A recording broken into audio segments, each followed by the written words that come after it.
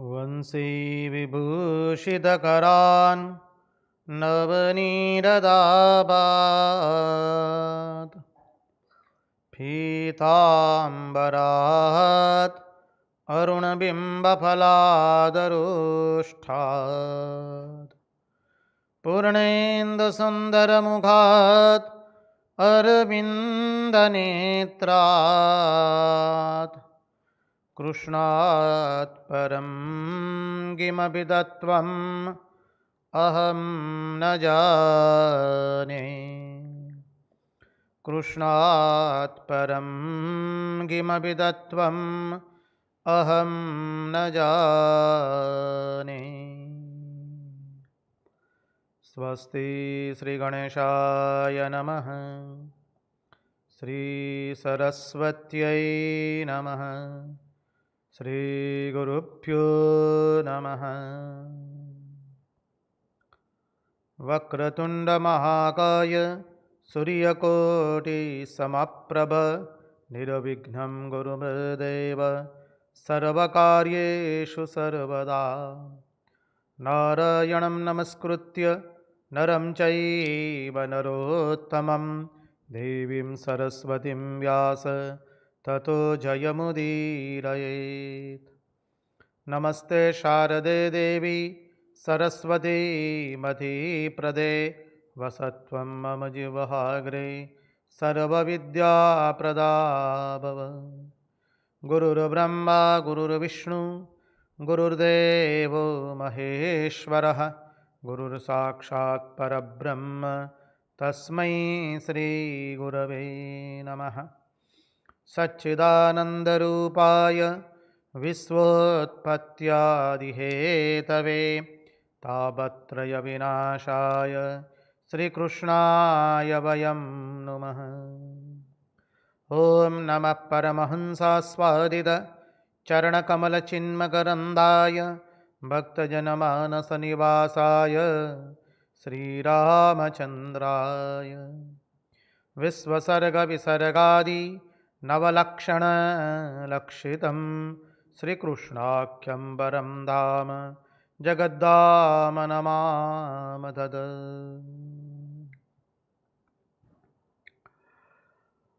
ॐ स्थापकाय च धर्मस्य सर्वधर्मस्वरूपिणे अवतारवरिष्ठाय रामकृष्णाय ते नमः।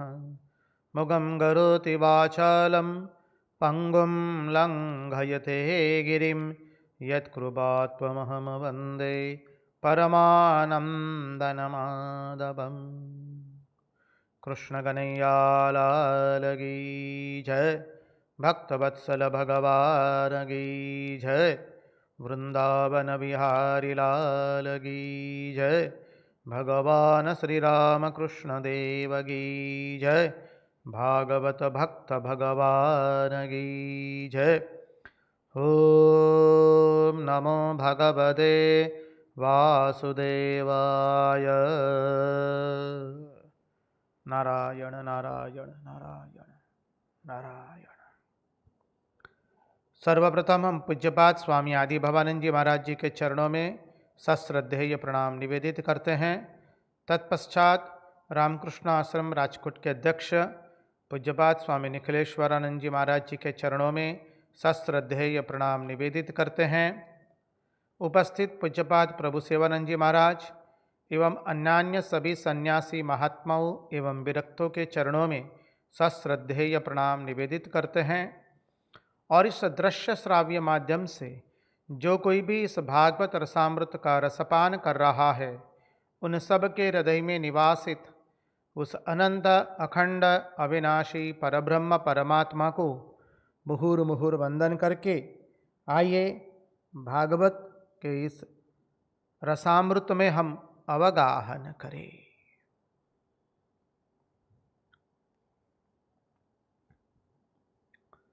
यस्वानुभावमखिलश्रुतिसारमेकम् अध्यात्मदीपमतितीर्षतां तमोन्धम् संसारिणां करुणयाः पुराणगुह्यं तं व्याससूनुमुपयामि गुरुं मुनीनाम्। कृष्णाय वासुदेवाय हरये परमात्मने प्रणतक्लेशनाशाय गोविन्दाय नमो नमः।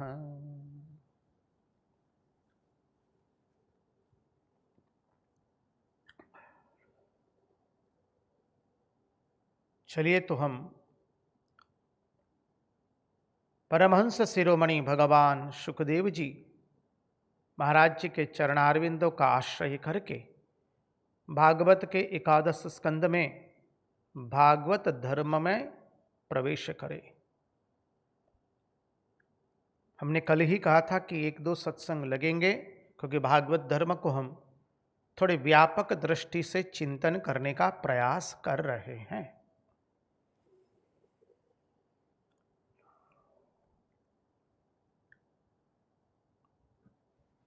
कल ही हमारे महाराज जी ने आप लोगों के जो अभिप्राय है, कुछ अभिप्राय जो लाइव के दरमियान आते नहीं हैं, उस सब अभिप्राय भेजे हैं। एक एक करके हम उत्तर देने का प्रयास करेंगे समयानुसार।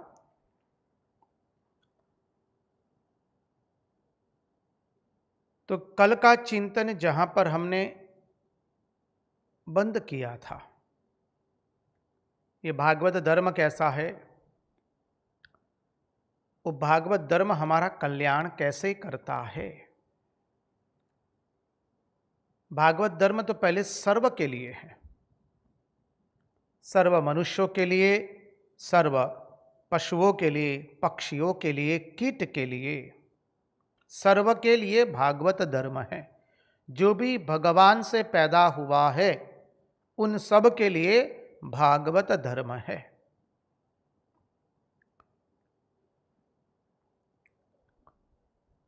ये भागवत धर्म कैसे कल्याण करता है? बोले मनुष्य का वो लौकिक कल्याण करता है, पारलौकिक कल्याण करता है एवं पारमार्थिक कल्याण करता है। अर्थात जिससे अर्थ की सिद्धि हो, भोग की सिद्धि हो, धर्म की सिद्धि हो और मोक्ष की सिद्धि हो, ऐसा कल्याण करता है भागवत। भागवत हमारे जीवन में, भागवत धर्म हमारे जीवन में चारों पुरुषार्थ प्रकट करता है: धर्म, अर्थ, काम एवं मोक्ष। सब प्रकार का कल्याण जिससे मनुष्य को जीवन में प्राप्त हो, उस प्रकार का कल्याण जो करवता है वो है भागवत धर्म। कल का चिंतन हमारा यहां तक था। अब चिंतन की धारा में अग्रसर हुए। देखिए, धर्म के साथ कोई उपपद लगता नहीं है। कृपा करके इस चिंतन को ध्यान से श्रवण करने का प्रयास करें हम सब लोग। धर्म के साथ अर्थात पहले कोई उपपद लगता नहीं है।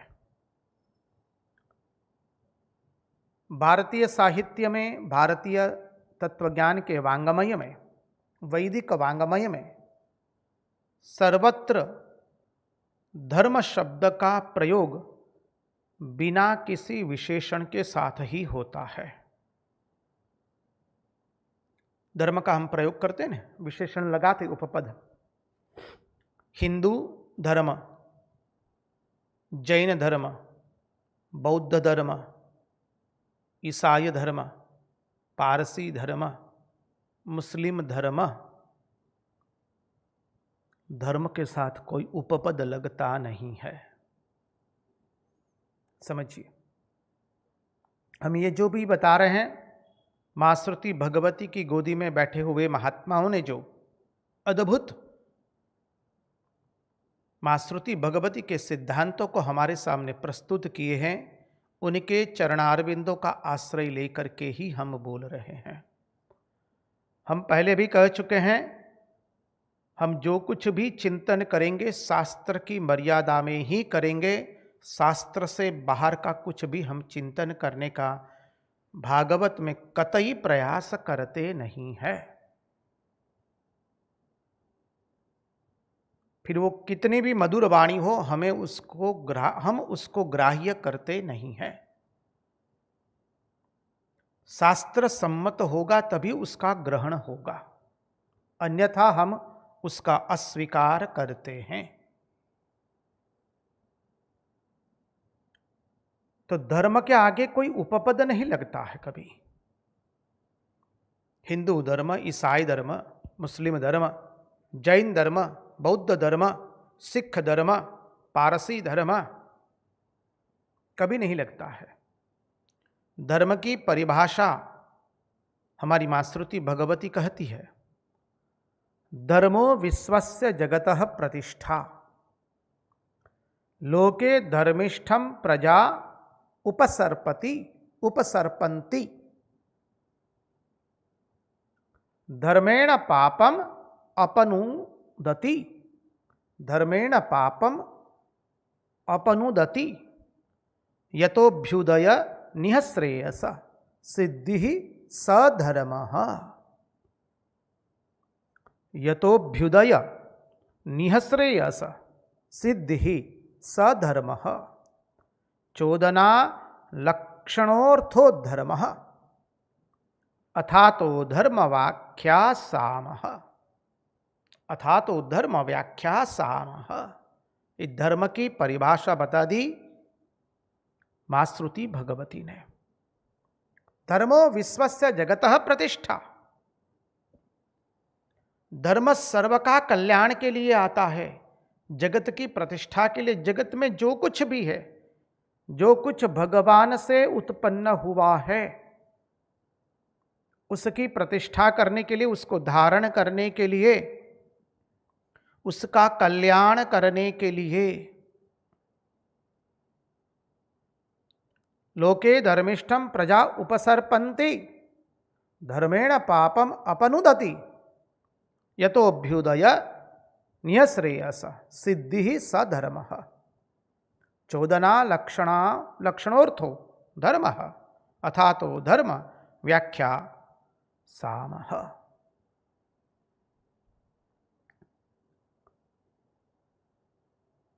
देखिए, धर्म जब कोई एक हिस्से के लिए हो जाता है,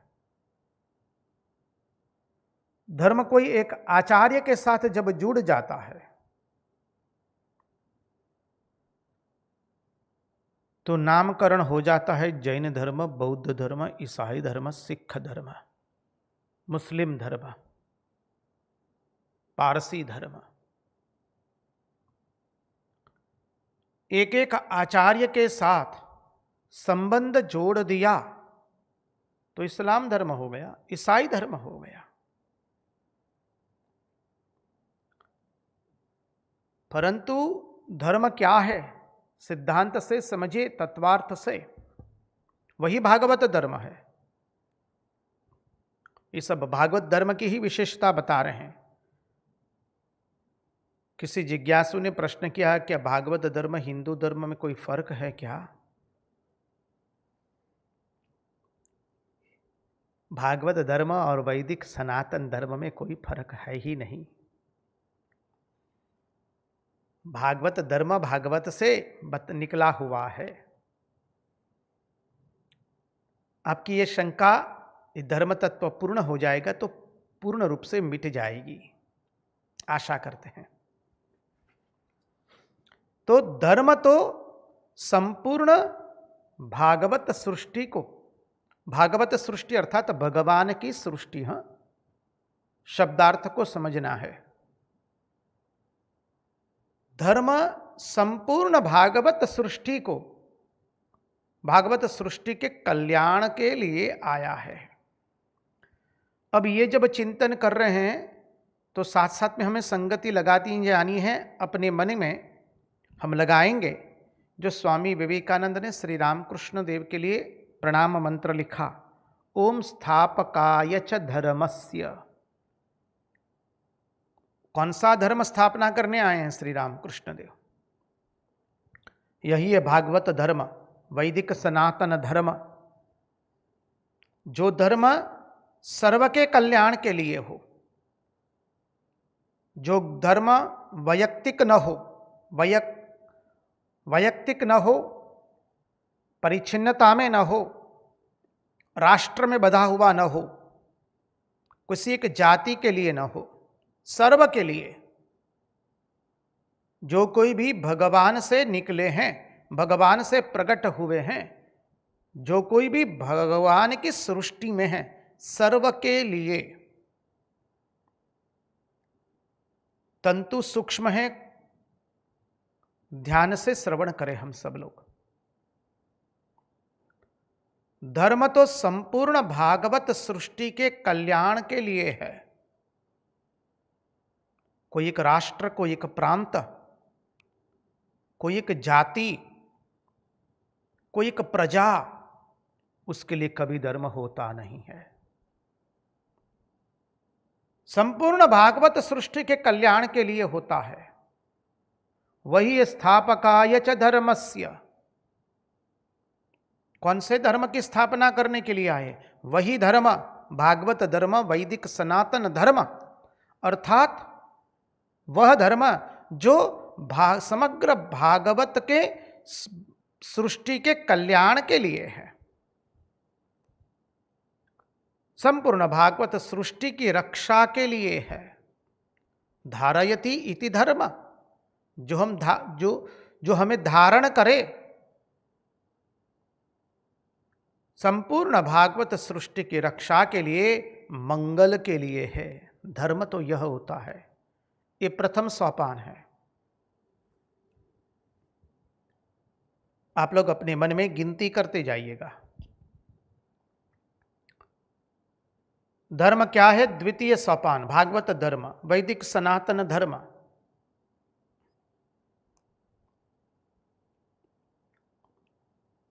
हम लोग जो ईश्वर का निरूपण करते हैं, वह ईश्वर क्या है? भागवत धर्म जो ईश्वर का निरूपण करता है, वैदिक सनातन धर्म जो ईश्वर का निरूपण करता है, तो वह ईश्वर क्या है? बोले वह ईश्वर क्या है? सृष्टि के पहले भी था, सृष्टि की उत्पत्ति के पूर्व था, सृष्टि के विनाश के बाद भी वही रहने वाला है। और जाति, देश और संप्रदाय का कोई संबंध उसके ऊपर नहीं है। सृष्टि के पूर्व भी था, सृष्टि के विनाश के अनंतर भी रहेगा, और जाति, देश और संप्रदाय का कोई संबंध नहीं है उसके साथ में। अहमेवा समेवाग्रे नान्यद यत्सदसत् परम पश्चादहम यदे तच्च यो वसिष्यते सोऽस्म्यहम्। चतुश्लोकी भागवत का प्रथम श्लोक। अहम से शुरू हुआ, अहम से पूर्ण हुआ। सृष्टि के पहले केवल मैं ही था। इसके पहले सत भी नहीं था, असत भी नहीं, आकाश भी नहीं, वायु भी नहीं, कुछ भी नहीं था। नासदीय सुक्त। सदैव सौम्य इदमग्र आसित एकमेवा द्वितीयम। हमने ये चिंतन किया है। इसलिए जब भागवत धर्म का चिंतन करेंगे तो स्वाभाविक है, स्वतः ही हम श्रीमद् भागवत के प्रथम श्लोक का भी चिंतन अपने आप ही आ जाएगा, क्योंकि श्रीमद् भागवत के प्रथम श्लोक में यही तत्व निरूपित किया गया है। जन्माद्यस्य यतोऽन्वयादितरत चार्थेष्वभिज्ञस्वराट् तेने ब्रह्महृदायादि कवये मुह्यन्ति यत् सूरयः। तेजो वारिमृदां यथा विनिमयो यत्र त्रिसर्गो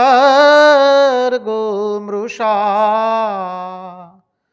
दाम्ना स्वेन सदा निरस्तकुहकं सत्यं परं धीमहि।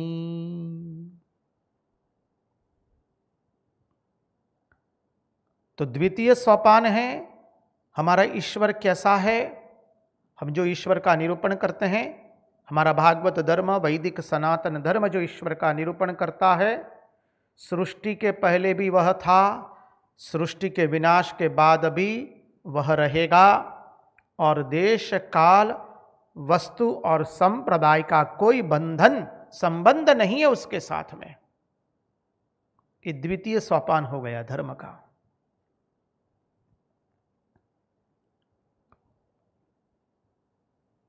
इसकी विस्तृत चर्चा हम कर चुके, इसलिए इस तंतु को हम ज़्यादा छेड़ते नहीं हैं, क्योंकि इसमें प्रवेश हो जाएंगे तो हो सकता है आज का पूरा सत्संग पूर्ण हो जाएगा। हम लोग चर्चा कर चुके हैं।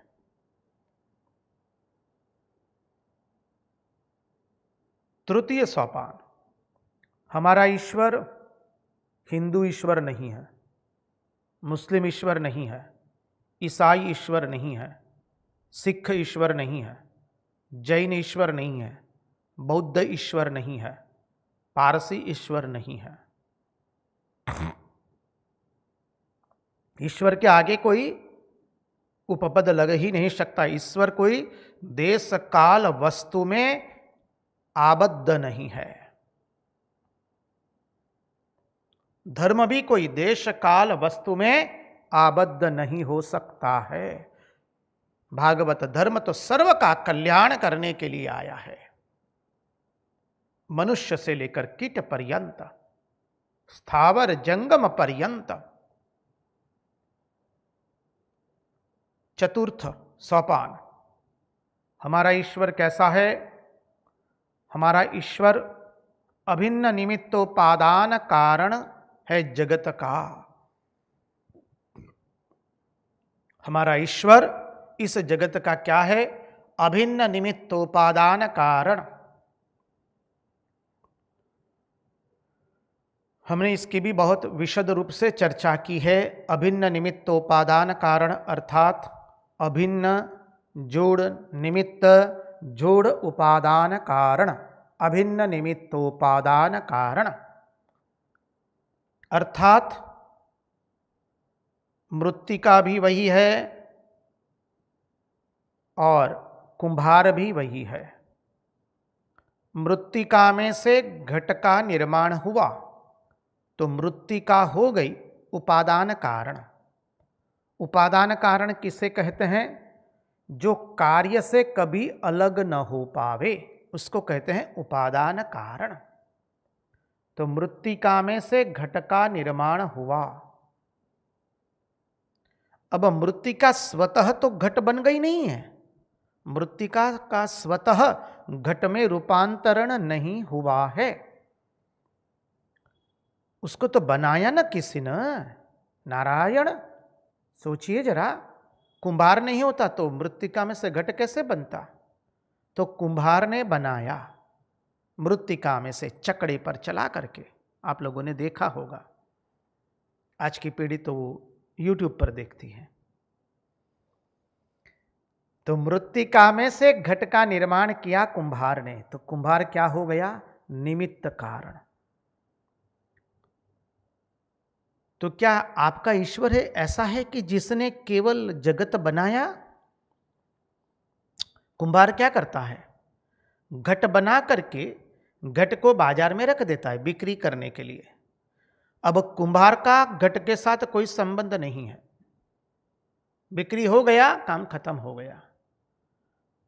बोले आपका ईश्वर यदि निमित्त कारण है तो उसका तो जगत के साथ कोई संबंध नहीं है। तो नारायण तनिक रुकिए ना,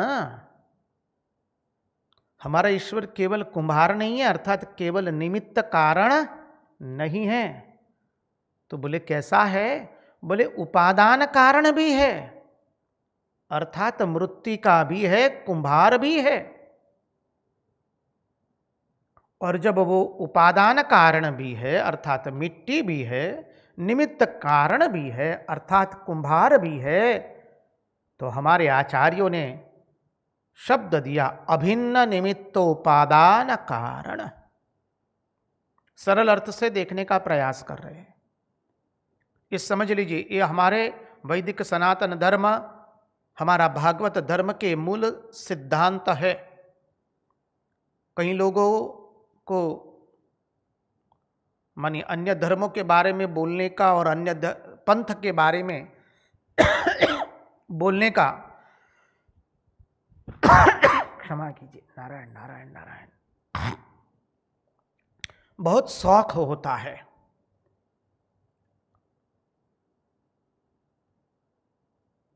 जब तक स्वयं के धर्म में, स्वयं के पंथ में गहराई नहीं आती है,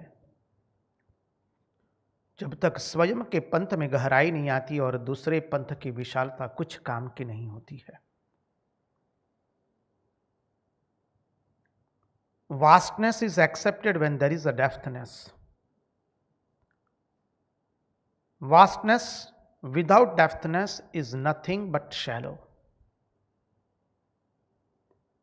उसका कोई अर्थ रहता नहीं है, केवल वो वाणी विलास होता है,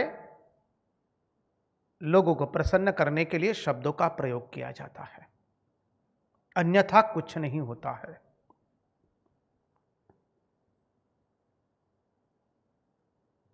तो हमारा ईश्वर अभिन्न निमित्तोपादान कारण है। ये चतुर्थ सिद्धांत हुआ। पंचम सिद्धांत सोपान,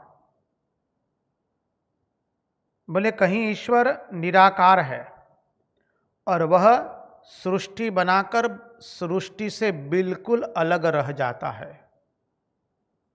कई पंथों में है। वैदिक सनातन धर्म, भागवत धर्म के अलावा अन्यान्य अधिकांश पंथों में ईश्वर का वर्णन ऐसा ही है।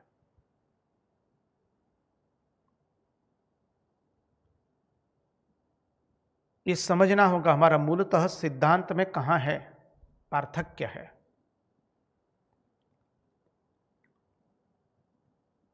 षष्ठम सोपान, वैदिक धर्म के सभी संप्रदाय, हमारे वैदिक सनातन धर्म के सभी संप्रदाय, शांकर संप्रदाय माने भगवदपाद के द्वारा प्रयोजित हमारा अद्वैतवाद माने भगवदपाद ने जो अद्वैत वेदांत का प्रचार किया,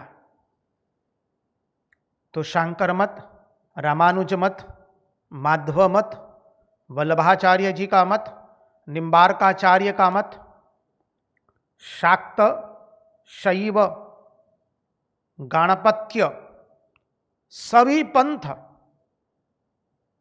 सभी संप्रदाय यह स्वीकार करते हैं। वैदिक सनातन धर्म के अंतर्गत जो संप्रदाय है वह क्या स्वीकार करते हैं कि हमारा ईश्वर कैसा है? अभिन्न निमित्तोपादान कारण है। चाहे आप वैष्णव हो, शाक्त हो, शैव हो, गणपत्य हो, भगवदपाद भगवान आद्य शंकराचार्य के मत का पालन करने वाले हो, या रामानुजाचार्य के पंथ के हो, वल्लभाचार्य जी के पंथ के हो, या निम्बार्काचार्य के जी के पंथ के हो, कोई भी पंथ के, कोई भी आचार्य के अनुयायी हो, सब लोग ये स्वीकार दोनों हाथ उठा करके कर देते हैं। इसलिए स्वामी विवेकानंद भी भारतीय व्याख्यान माला के अंतर्गत बहुत सुंदर समझाते हैं। वेदांत अर्थात जितने भी हमारे आचार्यों ने जो मत प्रदर्शित किए हैं वो सब वेदांत के अंतर्गत ही आता है। माधवाचार्य, रामानुजाचार्य, वल्लभाचार्य, निम्बार्काचार्य, भगवान भगवदपाद के सब आचार्यों का मत। इसलिए तो हम कहते हैं सदाशिव समारंभाम शंकराचार्य मध्यमाम अस्मदाचार्य पर्यन्ताम वंदे गुरु परंपराम। हम तो सभी आचार्य को इसलिए साष्टांग दंडवत प्रणाम करते हैं। और ये हमारा मत है सभी आचार्य भगवान के भगवद स्वरूप अवतार ही है।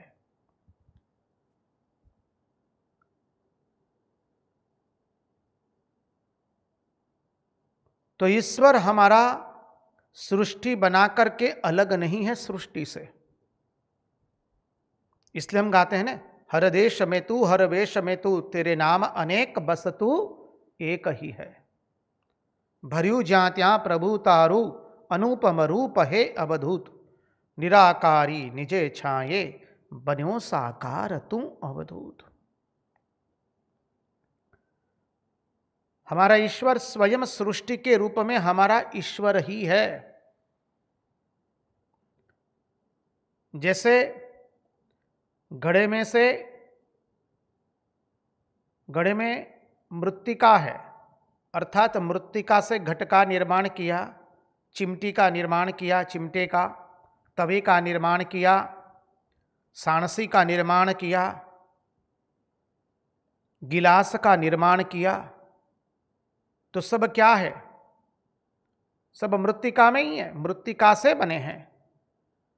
और इन सब बर्तनों में मृत्तिका ही निहित है। अनुगत, अनुवृत, अनुस्यूत शब्द प्रयोग कर रहे हैं हम, आप लोग समझ रहे हैं, क्योंकि हमने इसके विशद चर्चा की है। जेवर में सोना है, सुवर्ण है, कड़ा हो, मंगलसूत्र हो, गले में सुवर्ण की छोटी सी हार पहना हो, चंद्रामणि हार हो, कुछ भी हो, कुंडल हो, नथनी हो, उसी तरह से औजार में जैसे लोहा है, घड़े में जैसे मृत्तिका है, जेवर में जैसे सुवर्ण है, और औजार में जैसे लोहा है, वैसे ही ईश्वर सृष्टि के रूप में विद्यमान है, अनुगत है, अनुवृत है, अनुस्यूत है। इसलिए देखिए, हमारे धर्म के आगे, हिंदू धर्म तो हमको दूसरे लोगों ने नाम दिया है, कल ही हमने चर्चा की थी। स्वामी विवेकानंद भी यही बात बताते हैं। दूसरों ने हमको हिंदू शब्द करके नाम दिया है हमारे धर्म को, हमारे धर्म का कहीं नाम नहीं मिलेगा। वैदिक सनातन धर्म कहते हैं। इसलिए श्री रामकृष्ण देव ने भी कहा है, कथामृत में कहते हैं श्री रामकृष्ण देव, क्या कहते हैं? ईश्वर इच्छा से सब धर्म आए हैं, ईश्वर इच्छा से सब धर्म चले जाएंगे, वैदिक सनातन धर्म सर्वथा रहेगा। सनातन है, कोई एक संप्रदाय, कोई एक व्यक्तिगत के लिए यह धर्म नहीं है, सर्व के लिए है। सदाचारी पापाचारी, सद्वृत्ति वाले पापवृत्ति वाले के लिए, सर्व के लिए, ज्ञानी अज्ञानी, मूर्ख पंडित, मनुष्य पशु पक्षी कीट, सर्व के लिए है। और यह भागवत धर्म की विशेषता देखिए। अब थोड़ा गुढ़ार्थ में जाना पड़ेगा, और ये जब भागवत धर्म की जब हम चर्चा करते हैं तो हमने जैसे पहले ही आपको अभी सूचित किया कि भागवत के प्रथम श्लोकों का चिंतन अपने आप हो जाएगा। और अब देखिए इसी तरह से अब संगति लगा लीजिए। ओम स्थापकाय च धर्मस्य, तो कौन से धर्म की स्थापना करने आए? जो स्वामी विवेकानंद लिखे हैं, यह धर्म, वही जो धर्म वैदिक सनातन धर्म है, वह भागवत धर्म है, वही धर्म जो सर्व के कल्याण के लिए है। उसमें कोई ऐसा नहीं है कि केवल भारत के लोगों के लिए कल्याण वाला या एशिया के लोगों के लिए कल्याण वाला। अरे एशिया, यूरोप, अमेरिका, दक्षिण अमेरिका, अफ्रीका, रसिया, समग्र विश्व के लिए, समग्र विश्व की मानव जाति, पशु जाति, पक्षी जाति, कीट जाति, सर्व के लिए।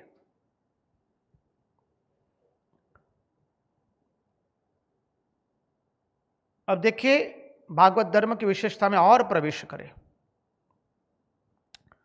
तो सिद्धांतवादी ऐसा कहते हैं कि जितने द्वंद्व है उस सब के सब मिथ्या है। समझिए, द्वंद्व अर्थात हम लोग ले सकते हैं द्वंद्व अर्थात कार्य कारण,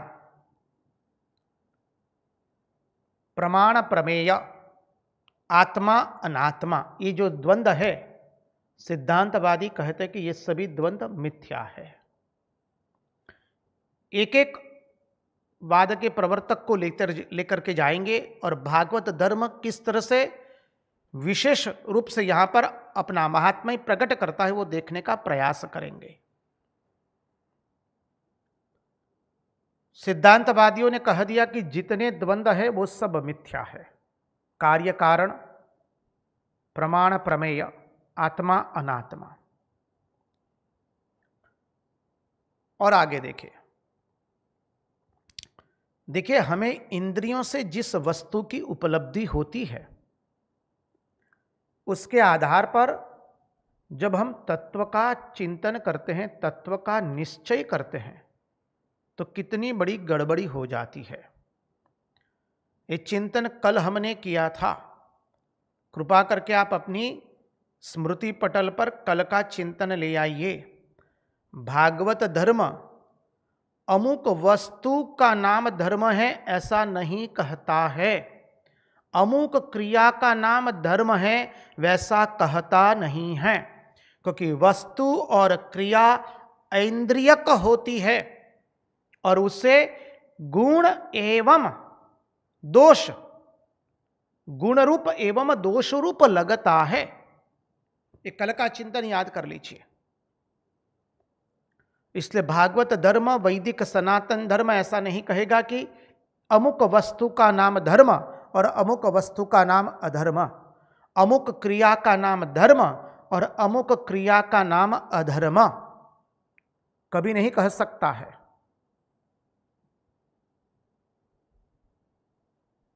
क्योंकि वस्तु और क्रिया ऐन्द्रियक होती है और गुण और रूप गुण रूप एवं दोष रूप होता है। तो जब इंद्रियों से जिस वस्तु की उपलब्धि होती है, हमको इंद्रियों से वस्तु की उपलब्धि हुई, यहां पर हमारे सामने माइक रखा गया है, वो इंद्रिय से उपलब्धि है। पुस्तक रखी है, इंद्रियों से हम उसकी उपलब्धि है। खाट रखी है, तकिए रखें, उसकी उपलब्धि हमको होती है। तो इंद्रियों से जिस वस्तु की उपलब्धि होती है उसके आधार पर हम जब तत्व का निश्चय करने जाते हैं, तत्व का जब निश्चय करते हैं तो इंद्रियों के सामर्थ्य की कमी होती है। हमारी इंद्रियां तो ज्यादा दूर तक का देख भी नहीं पाती है। अरे इस सभागार से बाहर कौन खड़ा है वो हम नहीं देख पाते हैं। अरे बाहर की बात तो छोड़ दीजिए, सभागार के अंतिम छोर पर यदि कोई बैठा है तो उसको भी हम नहीं देख पा रहे हैं। तो इंद्रियों के सामर्थ्य की कमी और इनके द्वारा केवल नाम रूप आदि का ही दर्शन होता है। इंद्रियों से जो गम्य होता है, इंद्रियों से जो वस्तु की उपलब्धि होती है, क्रिया की उपलब्धि होती है, वो कैसी होती है? बोले केवल नाम रूप आदि का ही दर्शन होता है। इसलिए कल हमने चिंतन किया था, हमारा धर्म ब्रह्म और धर्म तो इंद्रियातीत वस्तु का निरूपण करता है, इंद्रिय गम्य का नहीं। इंद्रियातीत, देशातीत, कालातीत, द्रव्यातीत, देश से अतीत, काल से अतीत, वस्तु से अतीत, टाइम स्पेस कॉजेशन से परे, देश काल वस्तु से परे, उसका निरूपण धर्म करता है। इसलिए धर्म कभी ऐसा नहीं कहेगा कि इस वस्तु का नाम धर्म है और इस क्रिया का नाम धर्म है, क्योंकि वस्तु और क्रिया दोनों ऐन्द्रियक हो गई गुण और दोष रूप हो गया, जो अभी हमने चर्चा कर रहे हैं अभी हम, कि इंद्रिय गम्य जो कुछ भी होगा वो नाम रूप आदि का ही दर्शन कराएगा। इसके कारण क्या होगा, तो शुद्ध सत्य शुद्ध तत्व का ग्रहण नहीं होता है। ग्रहण होता है किसका, जो नाम रूपात्मक है। शुद्ध तत्व का ग्रहण नहीं होगा। आज एकादशी है, आप लोग गाएंगे राम नाम, आपके आश्रम में आपके घर में आप लोग राम नाम बजाते हैं, वैसे हर रोज बजाते होंगे, एकादशी के दिन विशेष बजाते हैं। तो राम नाम की शुरुआत में क्या कहा, शुद्ध ब्रह्म परात्पर राम, वह शुद्ध ब्रह्म जो देश काल से अतीत है, नाम रूप से अतीत है। तो हमें इंद्रियों से जिस वस्तु की उपलब्धि होती है उसके आधार पर हम तत्व का निश्चय करते हैं। तो इंद्रियों की सामर्थ्य ज्यादा नहीं है, उसमें सामर्थ्य में कमी है, और उनके द्वारा नाम रूपात्मक आदि का ही दर्शन होता है इंद्रियों के द्वारा। और इसी के कारण शुद्ध सत्य का तत्व का ग्रहण होता नहीं है, क्योंकि शुद्ध सत्य शुद्ध तत्व इंद्रियातीत है, द्रव्यातीत है, कालातीत है।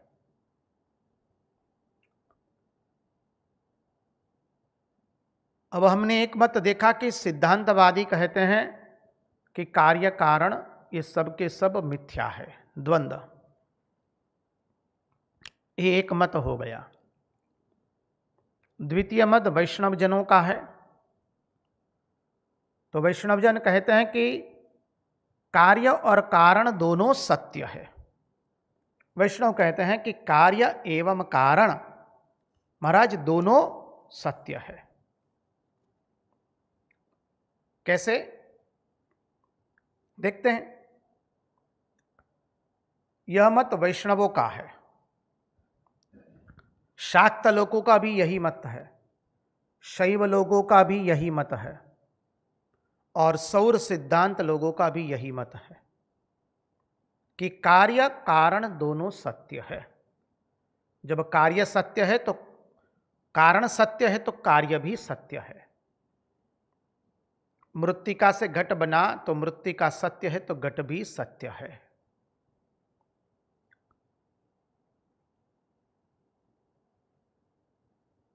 और बौद्धवादी, बौद्ध धर्म के लोग कहते हैं कि दोनों मिथ्या है। अब देखिए श्रीमद् भागवत क्या कहता है। श्रीमद् भागवत हमारा बहुत सुंदर तरीके से हमें समझाते हुए कहता है। श्रीमद् भागवत के दृष्टिकोण पर नजर डालें तो श्रीमद् भागवत कहता है एक कार्य कारण से भी परे, द्वंद्व से भी परे एक वस्तु है, उसको श्रीमद् भागवत सत्य बताता है। जन्माद्यस्य यतोऽन्वयादितरतश्चार्थेष्वभिज्ञस्वराट् तेने ब्रह्म हृदाय आदि कवये मुह्यन्त यत्सूरयः। कार्य कारण से भी परे, प्रमाण प्रमेय से भी परे, देश काल वस्तु से भी परे एक सत्य है, जहां पर यह द्वंद्व नहीं है। वह कार्य और कारण दोनों से परे है। वह कार्य और कारण दोनों उसमें अध्यारोपित है, दोनों से परे भी है, और कार्य कारण उसमें अध्यारोपित है, आरोप किया। यद अध्यारोपितम तद निषिध्यते। शास्त्र कहता है यद अध्यारोपितम तद निषिध्यते। जिसका अध्यारोप होता है उसका निषेध भी होता है। अध्यारोप किया, रज्जु में सर्प का अध्यारोप किया, अर्थात रज्जु थी उसके ऊपर सर्प का अध्यारोप किया, आरोप किया। तो जिसका आरोप किया अर्थात अध्यारोप किया उसका निषेध भी हम ही कर देंगे, उसका भी निषेध हो जाएगा। आरंभवाद, परिणामवाद एवं विवर्तवाद हम चिंतन कर चुके हैं। आप कहेंगे महाराज सब बातों में आप बताते हम चिंतन कर चुके हैं जी। अरे नारायण, हम सब चिंतन सब कर चुके हैं जी। आरंभवाद अर्थात इस सृष्टि भगवान से निकली हुई है। परिणामवाद अर्थात सृष्टि का विलय परमात्मा में ही होगा, भगवान में ही होगा।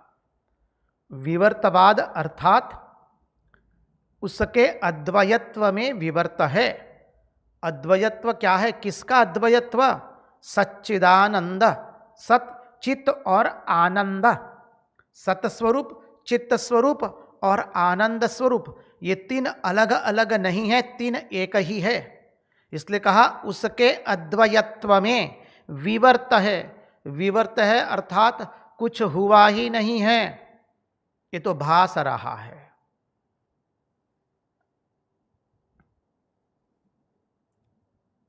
इसलिए श्रीमद् भागवत कहता है यद अध्यारोपितम तद निषिध्यते। जिसका अध्यारोप होता है उसका निषेध भी होता है, और जिसमें अध्यारोप होता है उसमें अध्यारोप का निषेध होने के बाद, जिसमें अध्यारोप होता है उसमें अध्यारोप का निषेध के बाद वह वस्तु ज्यों की त्यों बनी रहती है। जिसमें अध्यारोप होता है, रज्जु में अध्यारोप किया अर्थात आरोप किया। रज्जु में अध्यारोप अर्थात आरोप क्या किया? सर्प का। रज्जु पड़ी है, हमको सर्प दिखाई देता है, अर्थात रज्जु में सर्प का अध्यारोप किया।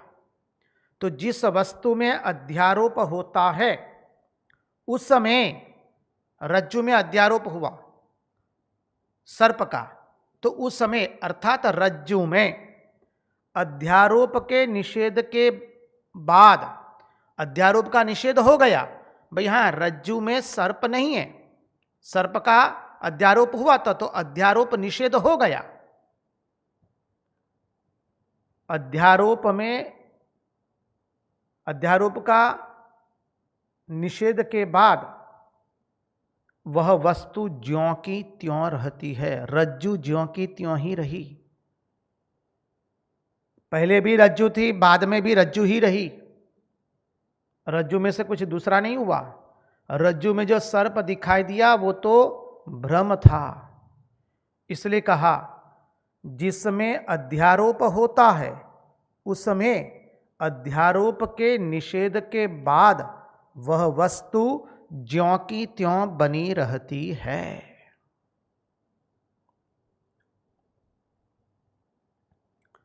अब देखिए, भिन्न भिन्न सत्य का चिंतन होता है, क्योंकि भागवत का सत्य है, भागवत धर्म किसको सत्य कहता है, उसके भिन्न भिन्न मत है। उस भिन्न भिन्न मत से हम देखने का प्रयास करेंगे।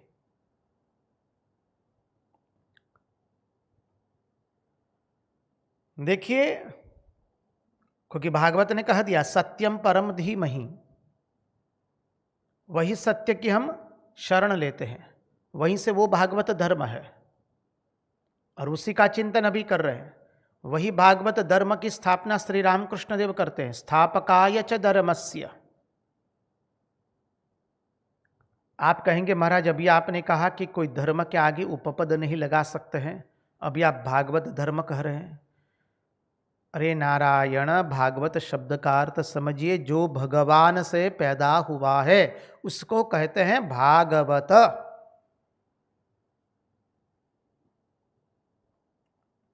नारायण शब्द का अर्थ समझना पड़ेगा।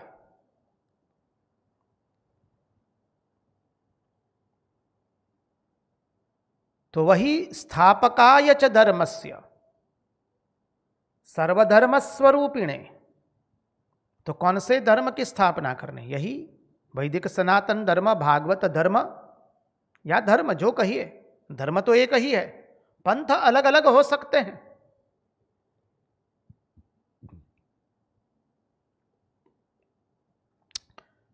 अब चले आगे, तो विभिन्न मत में सत्य का चिंतन भिन्न भिन्न तरीके से है।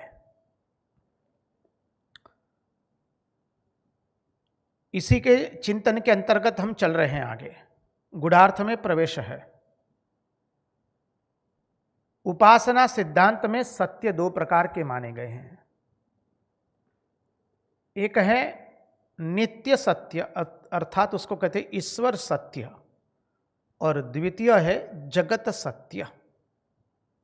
उपासना सिद्धांत में नित्य सत्य अर्थात ईश्वर सत्य, और दूसरा जगत सत्य।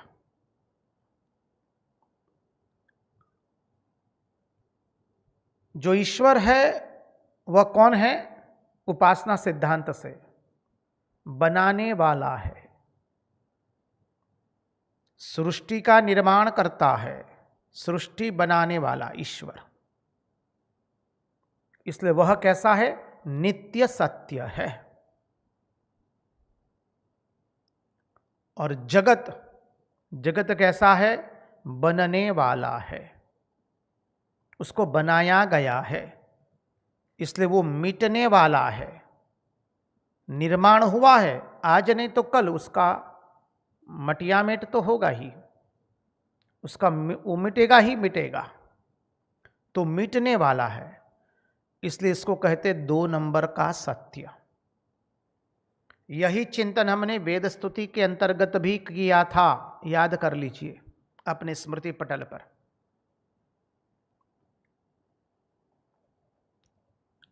तो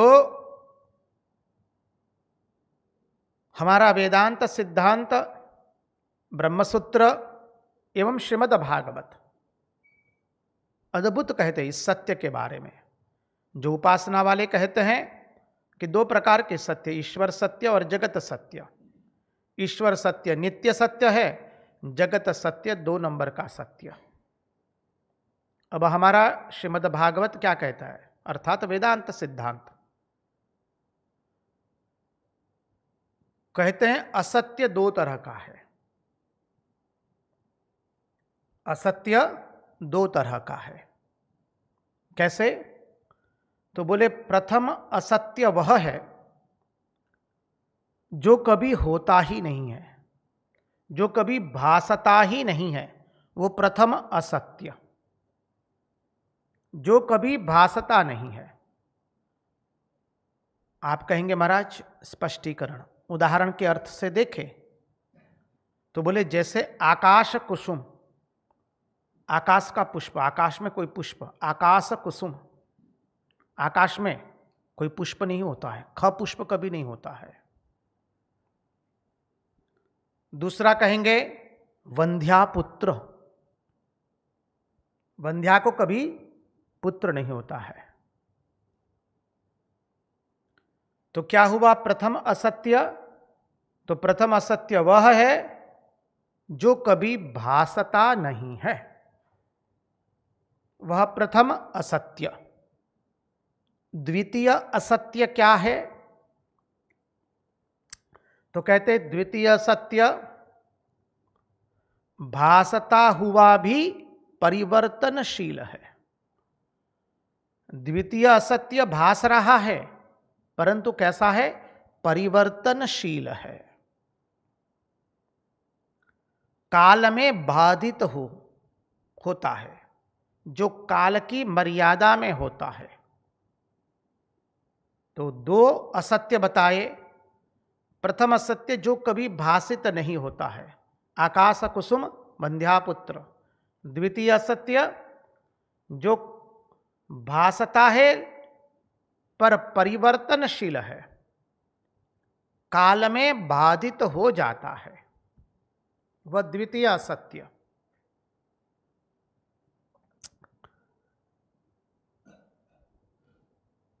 आप कहेंगे महाराज हम सत्य के बारे में चर्चा कर रहे थे, असत्य को कहां से लाए? असत्य को समझते समझते सत्य के पर जाना है। Road to heaven is through hell. अंग्रेजी आंग्ल भाषा का ये कहावत आप जानते हैं।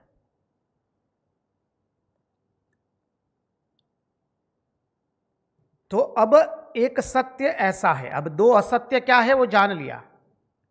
अब एक सत्य कैसा है? बोले वो ज्यों का त्यों रहता है,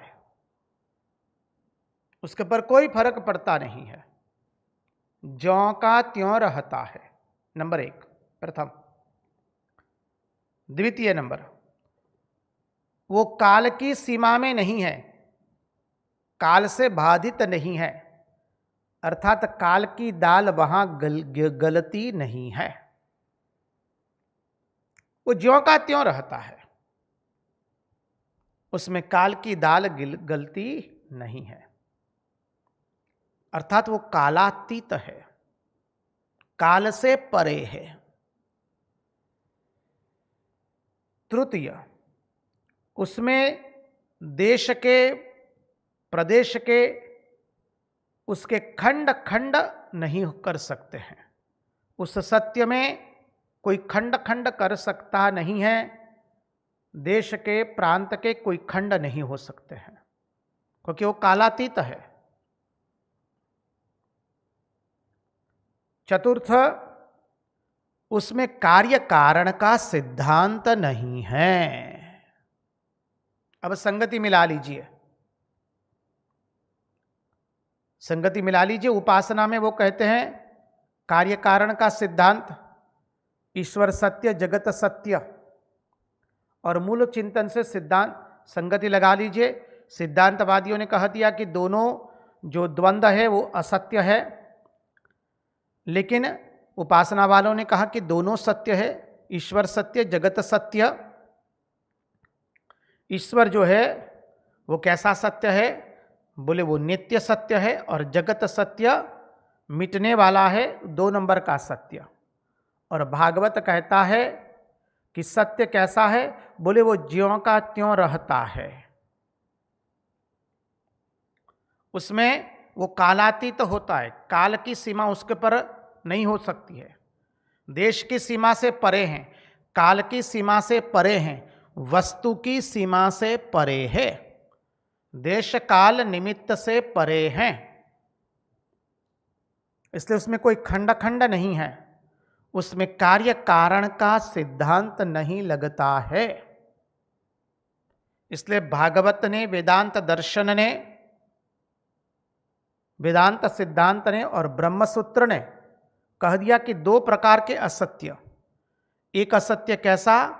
जो कभी भासता नहीं है, वंध्यापुत्र, आकाश कुसुम उदाहरण के रूप में। और दूसरा असत्य क्या है? वो भासता है पर परिवर्तनशील है। क्या है? वो काल में बाधित होता है, ये जगत उदाहरण के रूप में। ये जगत भासता है पर परिवर्तनशील है, सतत परिवर्तनशील हो रहा है जगत में, भास रहा है। किस में भास रहा है? उस ब्रह्म में भास रहा है। विवर्तवाद, स्वभावाधिकरणे भासमानत्व मिथ्यात्वम, परिभाषा याद कीजिए। जिस अधिष्ठान में जिसका अत्यंत अभाव हो, उसमें उसका भासना। स्वभावाधिकरणे भासमानत्व मिथ्यात्वम। तो 2 प्रकार के असत्य बताए हमारे वेदांत सिद्धांत ने, ब्रह्मसूत्र और श्रीमद् भागवत ने। और सत्य एक ही है, सत्य 2 प्रकार के नहीं है।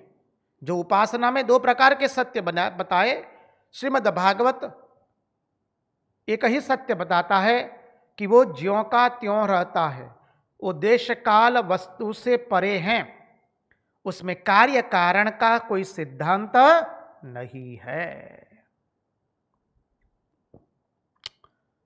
असत्य 2 प्रकार के हो गए, कभी भासता है, कभी भासता नहीं है, लेकिन सत्य तो बिल्कुल एक ही प्रकार का है और वह आत्म सत्य है। सत्य के कभी दो प्रकार नहीं होते हैं। श्रीमद् भागवत वेदांत सिद्धांत ब्रह्मसूत्र की दृष्टि से सत्य सत्य ही है। तो ये हो गया श्रीमद् भागवत का सत्य। इसी सत्य से भागवत के प्रथम श्लोक में कह दिया सत्यम परम धीमहि, और इसलिए कहा कि जन्माद्यस्य यतोन्वयाद इतरतश्चार्थेष्वभिज्ञ स्वराट, और उसकी संगति लगानी हमें भागवत धर्म के सिद्धांत से। महात्माओं ने क्या सुंदर हमें चिंतन दिया, हम तो उनके चरणारविंद में साष्टांग दंडवत प्रणाम करते पुनः पुनः।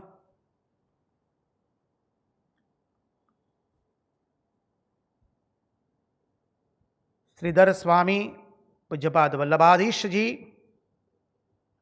रूप गोस्वामी जी, जीव गोस्वामी जी,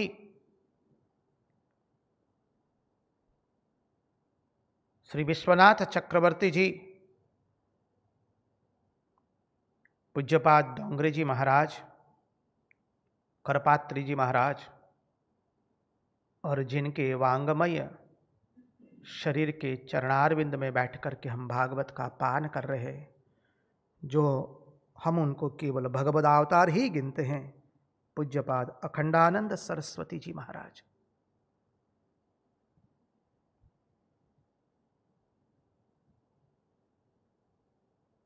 यह अद्भुत तत्व है।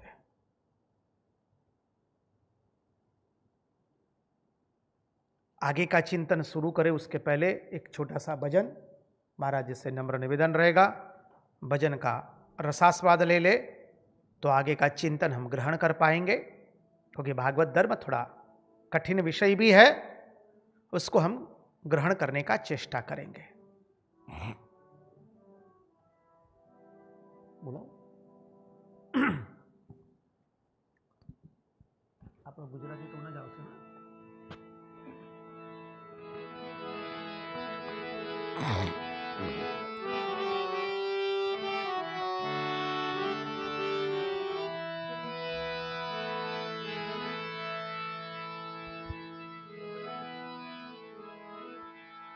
श्री कृष्ण शरणं मम, श्री कृष्ण शरणं मम, श्री कृष्ण शरणं मम, जय श्री कृष्ण शरणं मम, श्री कृष्ण शरणं मम, श्री कृष्ण शरणं मम, श्री कृष्ण शरणं मम, जय श्री कृष्ण शरणं मम, श्री कृष्ण शरणं मम, श्री कृष्ण शरणं मम, श्री कृष्ण शरणं मम, जय श्री कृष्ण शरणं मम।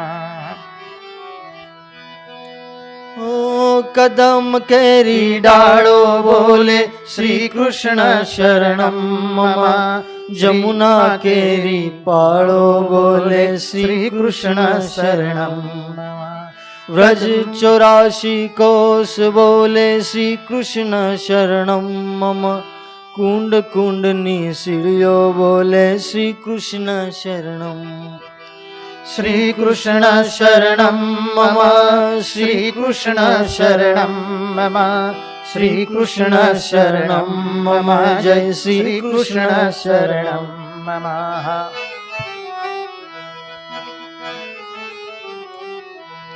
ओ कमल कमल पर मधुकर बोले श्री कृष्ण शरणं मम, डाल डाल पर पक्षी बोले श्री कृष्ण शरणं मम, वृंदावन ना वृक्षो बोले श्री कृष्ण शरणं मम, गोकुलियानी गायो बोले श्री कृष्ण शरणं, श्री कृष्ण शरणं मम, श्री कृष्ण शरणं मम, श्री कृष्ण शरणं मम, जय श्री कृष्ण शरणं मम। ओ कुंज कुंज वन उपवन बोले श्री कृष्ण शरणं मम, व्रज भूमि नारज कण बोले श्री कृष्ण शरणम मम। रास रमंती गोपी बोले श्री कृष्ण शरणम मम। धेनु चरावता गोप बोले श्री कृष्ण शरणम। श्रीकृष्ण शरणं मम श्रीकृष्ण शरणं मम श्रीकृष्ण शरणं मम जय श्रीकृष्ण शरणं मम। ओ वाजाने तबला माँ बोले श्री कृष्ण शरणम मम। शरणाई ने तंबुर माँ बोले श्री कृष्ण शरणम मम। नृत्य करंती नारी बोले श्री कृष्ण शरणम मम। केसर केरी क्यारी बोले श्री कृष्ण शरणम। श्रीकृष्ण शरणं मम श्रीकृष्ण शरणं मम श्रीकृष्ण शरणं मम जय श्रीकृष्ण शरणं मम। आकाशे पाताले बोले श्री कृष्ण शरणं मम। 14 लोक ब्रह्मांडे बोले श्री कृष्ण शरणं मम।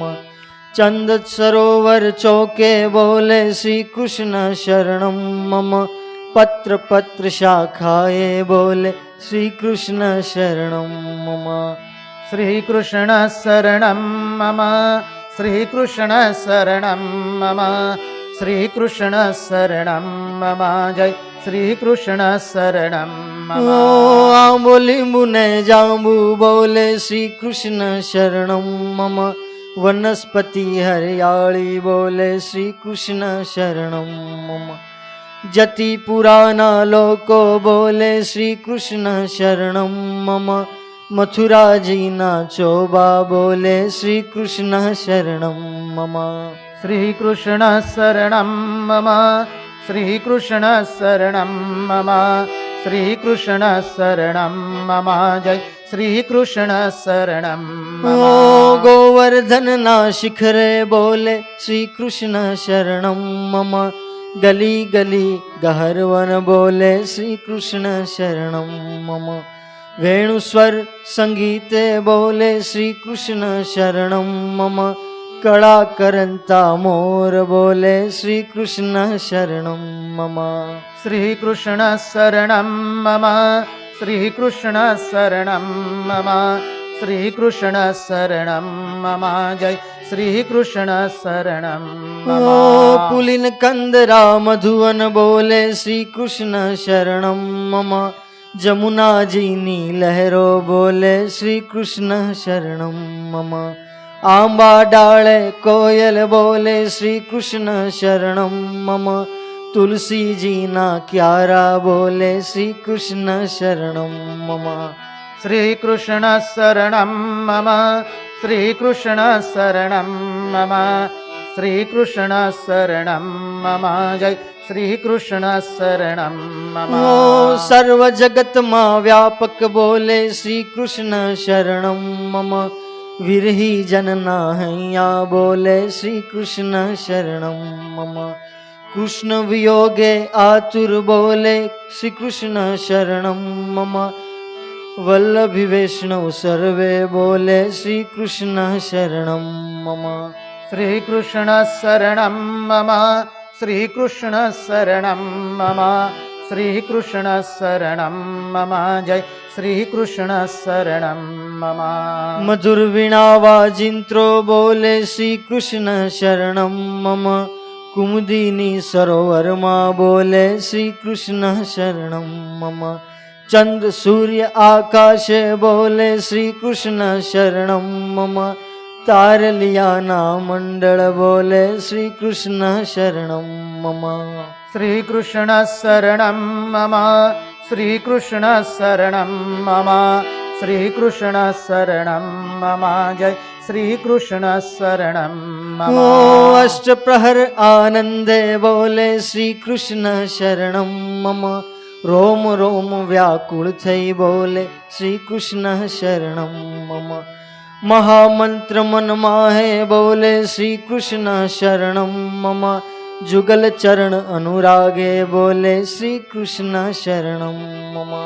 श्रीकृष्ण शरणं मम श्रीकृष्ण शरणं मम श्री कृष्ण शरणं मम जय श्री कृष्ण शरणं मम श्री कृष्ण शरणं मम श्री कृष्ण शरणं मम श्री कृष्ण शरणं मम जय श्री कृष्ण शरणं मम श्री कृष्ण शरणं मम श्री कृष्ण शरणं मम श्री कृष्ण शरणं मम जय श्री कृष्ण शरणं मम कृष्ण कन्हैया लाल की जय।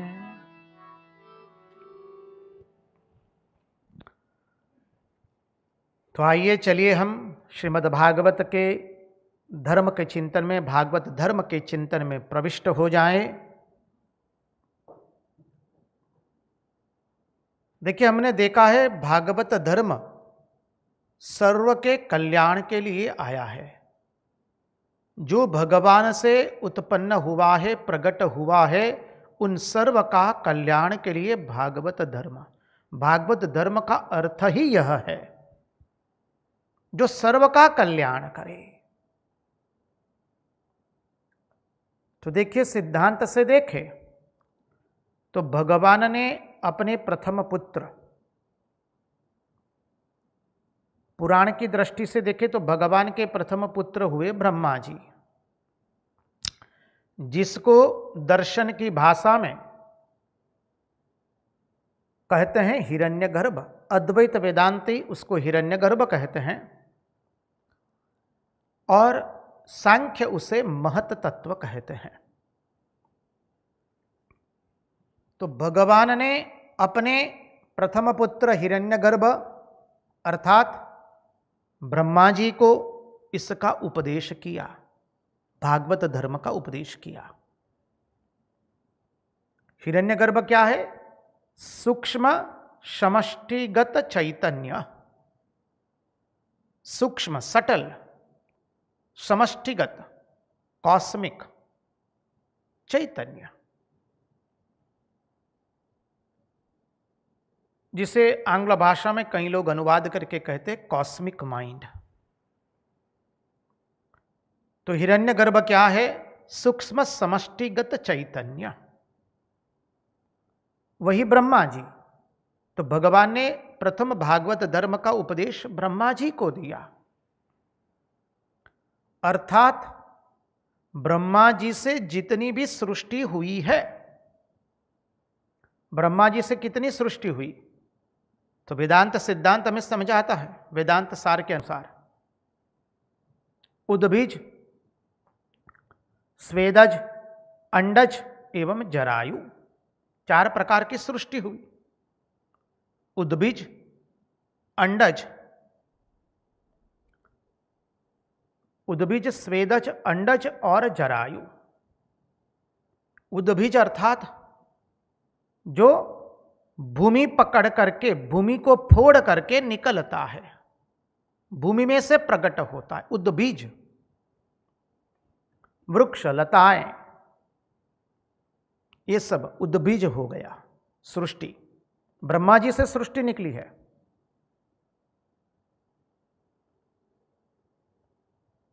स्वेदज, जो पसीने से उत्पन्न होने वाले जीव है, मच्छर, खटमल, जू, लीक इत्यादि। अंडज, जो अंडे से उत्पन्न होने वाले जीव है, पक्षी, सर्प इत्यादि। और जरायु, जो माता के गर्भ में से निकलने के समय खेड़ी में लिपटा हुआ है, ज्वर से बंधे हुए होते ना, जार से, जो माता के गर्भ में से निकलने के समय खेड़ी में लिपटा हुआ होता है, मनुष्य एवं प्राणी। तो उद्भिज, स्वेदज, अंडज एवं जरायु। तो चारों प्रकार की सृष्टि की भलाई के लिए यह भागवत धर्म है। वही जो सिद्धांत है सर्व के लिए, उसका विस्तृतीकरण कर रहे हैं समझने के लिए। भागवत धर्म से मनुष्य, पशु, पक्षी, कीट, वृक्ष, लताएं, पुष्प, असुर, राक्षस, दैत्य, सर्प, बिच्छू सब भागवती शक्ति से लाभ उठा रहे हैं। समझिए, भागवत धर्म अर्थात भगवान का धर्म, भागवती शक्ति अर्थात भगवदीय शक्ति, सबके अंदर में तो चालित करने वाला वही ईश्वर ही है ना।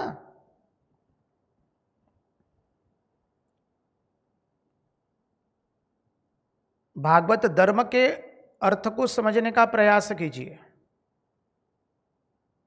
इसलिए जब राजा पृथु ने, चतुर्थ स्कंद में आता है भागवत के, बहुत सुंदर आख्यान है पृथु राजा का। राजा पृथु ने जब पृथ्वी को इस बात पर तैयार कर लिया कि जो कोई भी तुम्हारा दोहन करेगा, जो कोई भी तुमसे अपना पेय दुग्ध दोहन करेगा, उसको तुम अपना दुग्ध दोगी, अपना पेय दोगी। जैसे पृथ्वी सबको धारण करती है, पृथ्वी तत्व हम कल देख चुके हैं, पंच तत्व, आकाश, वायु, अग्नि, जल एवं पृथ्वी। अब नीचे के क्रम से शुरू करते हैं। जैसे पृथ्वी सबको धारण करती है, पापात्मा को भी, दुरात्मा को भी और सदात्मा को भी, सदाचारी को भी, दुराचारी को भी, ज्ञानी को भी, अज्ञानी को भी, मूर्ख को भी, विद्वान को भी, मनुष्य को, पशु को, पक्षी को, कीट को, स्थावर को, जंगम को, सर्व को धारण करती है। जैसे पृथ्वी सबको धारण करती है, चाहे वो पापी हो या पुण्यात्मा हो। जल सबका आप्यायन करता है। जल ऐसा नहीं कहता है कि मुझे पापी लोग नहीं पी सकते हैं।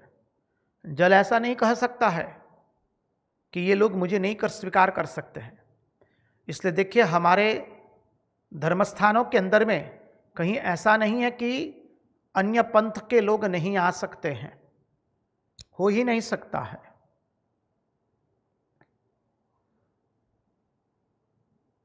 ये समझिए,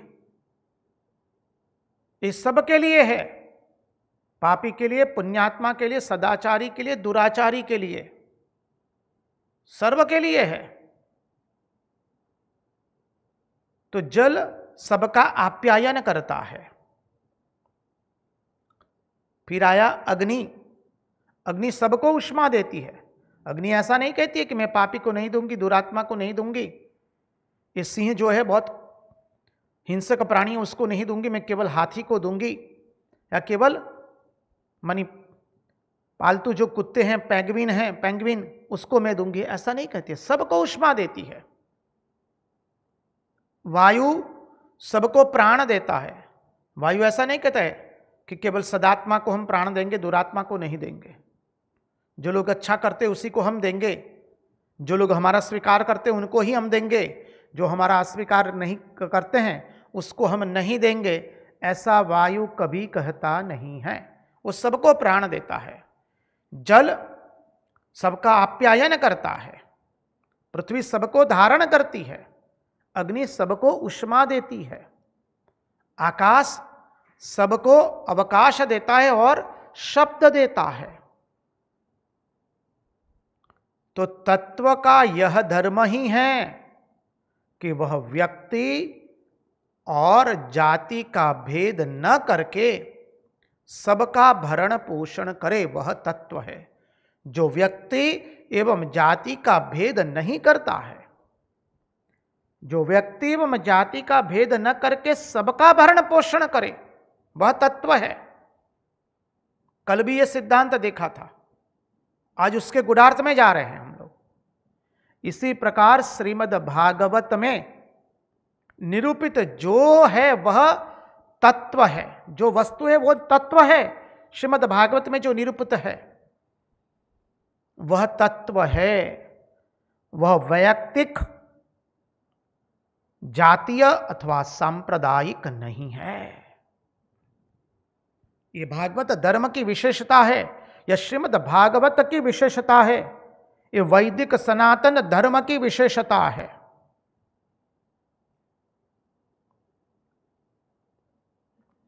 श्रीमद् भागवत की विचार शैली जो है वो व्यक्तिगत, जातिगत, प्रांतीयगत, संप्रदायगत या राष्ट्रीयगत नहीं है, कतई नहीं है। इसलिए कह दिया सत्यम परम धीमहि। भागवत के प्रथम श्लोक में इतना गुढ़ार्थ भरा है, बलिहार हो जाएंगे जितना चिंतन करेंगे।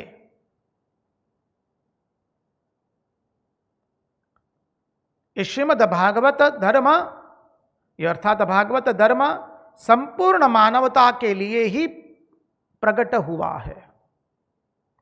श्रीमद् भागवत महापुराण का प्रगटीकरण भी समग्र मानवता के लिए हुआ है।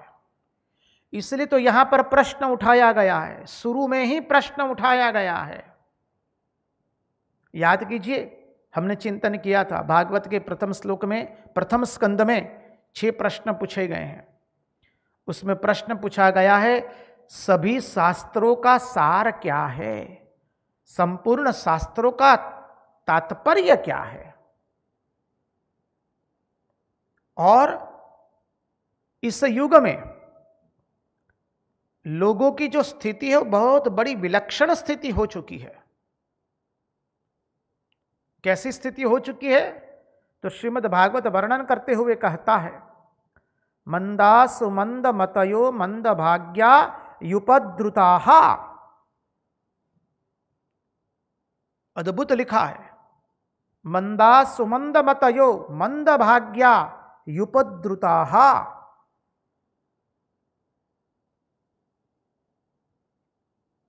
आज के मानव की स्थिति अत्यंत विलक्षण हो चुकी है। बोले कैसे? बोले आज मानव अल्पायु हो गया है। हम लोग अल्पायु है सब। दूसरा, वो आलसी हो गया है। आलसी शब्द का अर्थ भी हमने कोई एक सत्संग में देखा है, पिछले सत्संग में, याद नहीं हमको। चिंतन करें, अलस, एक्चुअली अलस शब्द क्या है? अरस, रस का र का लकार लग गया, इसलिए अरस से अलस हो गया, और वही आलस शब्द है। तो मनुष्य अल्पायु है और दूसरा आलसी है, आलस्य प्रदान हो गया। अर्थात क्या है? हमको श्रम न करना पड़े, बोले कोई मेहनत न करनी पड़े, बस भगवत प्राप्ति हो जाए, पूर्ण ज्ञान प्राप्त हो जाए, हमको कोई श्रम न करना पड़े। अर्थ की प्राप्ति के लिए भी हमको कोई श्रम न करना पड़े, ज्ञान के प्राप्त करने के लिए भी हमको कोई श्रम न करना पड़े। मनुष्य आलसी हो गया है। उतना ही नहीं, वो दूसरे के श्रम से लाभ उठाना चाहते हैं। आलसी का अर्थ समझिए, आलसी किसे कहते हैं? जिसको अपने कर्तव्य का पालन करने में रस नहीं आता है, उसको कहते हैं आलसी।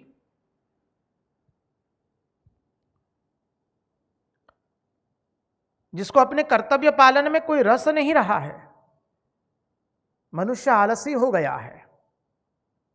पहले तो अल्पायु है, बोले आलसी हो गया है। इसलिए लोग कहते हैं ना आजकल, क्या कहते हैं? बोले हमको महाराज कुछ करना न पड़े और सब कुछ हो जाए, ऐसा कुछ बता दीजिए ना। कोई लोग गुरु प्रदत्त मंत्र भी लेते हैं, 6 महीने के बाद आके कहते हैं कि मन ही वश में नहीं होता है। अरे भाई, अभी तो मंत्र लिया है। ये जन्म जन्मांतर से हमारा मन चंचल बना है, उसको हम केवल 6 महीने में, 10 साल में, 5 साल में हम उसको एकदम अपने वश में ला लेना चाहते हैं। इतना आसान है ना क्या? हम लोग आलसी हो गए, अपने कर्तव्य पालन में हमको रस नहीं रहा है। इसलिए श्री रामकृष्ण देव ने कहा, मनुष्य जीवनનો ઉદ્દેશ્ય ઈશ્વરને ચાહવો અને ઈશ્વરને પ્રેમ કરવો। मानव जीवन का उद्देश्य क्या है? ईश्वर को चाहना और ईश्वर को प्रेम करना। अपनी गुजरातीમાં આપણે કહીએ છીએ ને, બસ બેઠા બેઠા બધું મળી જાય એવું સુખ કરીએ આપણને, એ થઈ શકે નહીં, એ શક્ય નથી, એ અસંભવ છે, એ આળસનું લક્ષણ છે। आलसी अर्थात जिसको अपने कर्तव्य पालन करने में रस नहीं लगता है, वो आलसी है। भगवान ने हमें जो हाथ पांव दिए हैं, हृदय दिया है, वाणी दी है, अरे इतना सुंदर मस्तिष्क दिया है। गुजराती में तो हम कहते हैं, त्रणवाना मुझने मळ्या हयूं मस्तक अने हाथ। मुझे 3 वरदान मिल चुके हैं। कौन सा वरदान? हृदय मिला, मस्तिष्क मिला और हस्त मिला है। त्रणवाना मुझने मळ्या हयूं मस्तक अने हाथ। तो भगवान ने हमें हाथ पांव दिए हैं, मस्तिष्क दिया, हृदय दिया। इनसे हम काम करना ही नहीं चाहते, इसका उपयोग ही हम करना नहीं चाहते। बस तमोगुण की माफिक पड़े रहो। चाहते हैं हमारा सब काम यंत्र कर ले। अभी यंत्रवत आ गया ना सब कुछ, ये यंत्रवत सृष्टि चल रही है। हम सब लोग चाहते हैं कि हमारा सब काम यंत्र कर ले। आलस्य की वृद्धि होने पर तमोगुण की वृद्धि हो जाती है। तो मनुष्य अल्पायु हो गया, दूसरा आलस्य प्रदान हो गया, और तीसरा कहते हैं उसकी बुद्धि मंद हो गई। मंदा सुमंद मतयो, श्रीमद् भागवत। अरे उसकी बुद्धि बोले मंद हो गई है। आप कहेंगे महाराज जी कैसे बुद्धि मंद हुई है? मनुष्य तो बहुत बड़ा बुद्धिमान हो गया है। देखिए कंप्यूटर का निर्माण कर दिया है, कंप्यूटर के कारण आज आप वहां सत्संग कर रहे, हम यहां देख पा रहे हैं। जी हां, हम अवश्य उसका स्वीकार करते हैं। तकनीकी क्षेत्र में, यांत्रिक क्षेत्र में अद्भुत प्रगति की है, उसमें दो मत नहीं है। लेकिन मनुष्य की जो बुद्धि है ना, वो मंद हो गई है। बोले कैसे? देखिए, जो मनुष्य है उसकी बुद्धि यांत्रिक होती जा रही है। कैसे बोले? तो हम सोच विचार करके बुद्धि में से ज्ञान प्रकट करना नहीं चाहते हैं। हम वस्तु में से ज्ञान प्रकट करना चाहते हैं। समझिए सिद्धांत को। हम बुद्धि में से ज्ञान प्रकट करना नहीं चाहते हैं, हम वस्तु में से ज्ञान प्रकट करना चाहते हैं। उदाहरण के रूप में, आपके पास धन है, वो धन तिजोरी में रखा है, सुवर्ण में है, पैसे में है। अब जिस धन को अर्जित करने के लिए आपने इतना परिश्रम किया, समझिए उस धन के ऊपर में आपके लिए कोई कुछ फर्क पड़ता नहीं उस धन को आपके लिए। अरे उसके शरीर पर आपके लिए जूं भी रेंगती नहीं है। जिस धन को अर्जित करने के लिए हमने न जाने कितना परिश्रम किया, न जाने कितनी रातें जागे, कितने दिन जागे, कितना परिश्रम किया, धन तिजोरी में है और उससे हम ज्ञान प्राप्त करना चाहते, जड़ता से ज्ञान प्राप्त करना चाहते। कहते ये मेरा है, ये मेरा है। अरे 2 क्षण के बाद, 2 घंटे के बाद, 20 साल के बाद वो दूसरे का हो जाने वाला है। हम जड़ता में से ज्ञान प्रकट करना चाहते हैं, हम बुद्धि में से ज्ञान प्रकट करना नहीं चाहते हैं। ऐसी स्थिति में सोचिए कि हमारी बुद्धि कहां फंस गई है। हमारी बुद्धि धन में फंस गई है। जड़ता में से ज्ञान प्रकट करना चाहते हैं। और फिर आज का मनुष्य भाग्यवान भी नहीं रहा है। उसमें राग द्वेष और मोह ग्रस्त हो चुका है। आगे के लक्षण, उसका तत्वार्थ कल देखने का प्रयास करेंगे। आज उन्हीं की वाणी उन्हीं के चरणों में समर्पित करते हुए भगवान से प्रार्थना करते, प्रभु हमारे मन की मति गति और रति आपके चरणों में बनी रहे। कृष्ण कन्हैया लाल की जय, भक्तवत्सल भगवान की जय, सब संतन की जय, सब भक्तन की जय। ओम नमः पार्वती पतये, हर हर महादेव हर।